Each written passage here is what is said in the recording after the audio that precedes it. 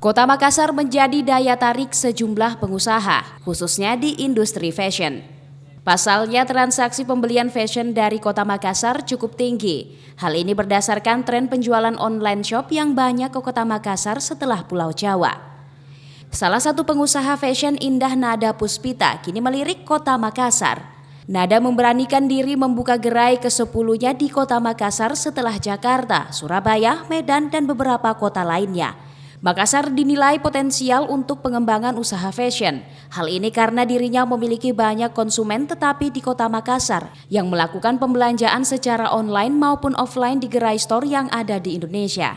Kenapa buka di Makassar? Karena memang untuk daerah di luar Pulau Jawa, salah satu yang populasinya paling banyak dari teman-teman itu di Makassar. Jadi alhamdulillah dapat lokasinya juga yang bagus banget nih, di dekat sama brand-brand teman-teman hijab yang lain. Jadi teman-teman Makassar kalau daerah sebelah sini bisa langsung aja. Mantan influencer ini kini fokus dalam pengembangan industri fashion miliknya. Pasalnya pasca pandemi COVID-19, penjualan yang sebelumnya tinggi melalui online, kini mulai meningkat melalui offline khususnya di Kota Makassar dengan sajian fashion yang memiliki khas warna soft dan model syar'i modern. Ira, Fajar TV dan Fajar Radio melaporkan.